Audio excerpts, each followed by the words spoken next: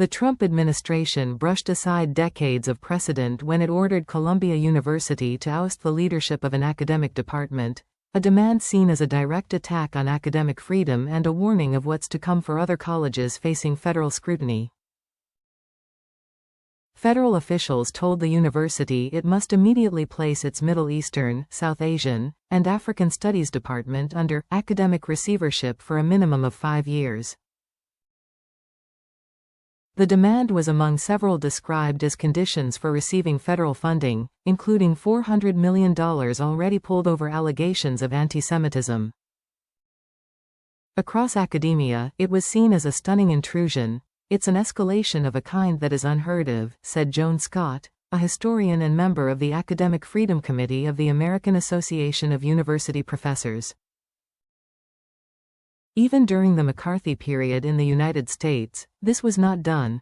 President Donald Trump has been threatening to withhold federal funding from colleges that do not get in line with his agenda, from transgender athletes participating in women's sports to diversity, equity and inclusion programs. On Friday, his administration announced investigations into 52 universities as part of his DEI crackdown. But he has held particular fervor for Columbia, the Ivy League campus where a massive pro-Palestinian protest movement began with a tent encampment last spring. Officials continued to ratchet up pressure on the school Friday, with Deputy Attorney General Todd Blanche saying the Justice Department is investigating whether it hid students sought by the U.S. over their roles in the demonstrations. Trump and other officials have accused the protesters as being pro-Hamas, referring to the militant group that attacked Israel on October 7, 2023. The letter also demands that Columbia ban masks on campus meant to conceal the wearer's identity, or intimidate others, adopt a new definition of anti-Semitism, abolish its current process for disciplining students and deliver a plan to reform undergraduate admissions, international recruiting, and graduate admissions practices. The letter obliterates the boundary between institutional autonomy and federal control, said Ted Mitchell, president of the American Council on Education. For generations, the federal government has given colleges space to manage their own affairs, within the constraints of federal law. The Supreme Court has long treated academic freedom as an extension of the First Amendment. Higher education leaders say autonomy is what sets America's colleges apart and makes them a destination for top international scholars. Trump has never hidden his contempt for the country's most prestigious colleges, and he's aggressively pressing his will. The federal government has almost never used its authority to cut off money from schools and colleges. But along with the initial action at Columbia, a Trump administration letter sent Monday to 60 colleges promised that penalty if they fail to make their campuses safer for Jewish students. Still, few predicted the Trump administration would pursue the type of control it's demanding at Columbia. Putting an academic department under receivership is beyond the authority of the federal government and would violate academic freedom and the First Amendment, said Erwin Chemerinsky, a constitutional law scholar and dean of the Berkeley School of Law. "It is chilling to see the government try to control universities in this way," he said. Academic receivership is a rarely used practice that puts an academic department under the oversight of a professor or administrator outside the department. It's sometimes used to reset a department in financial or political turmoil. The letter didn't specify who should take control of the department at Columbia.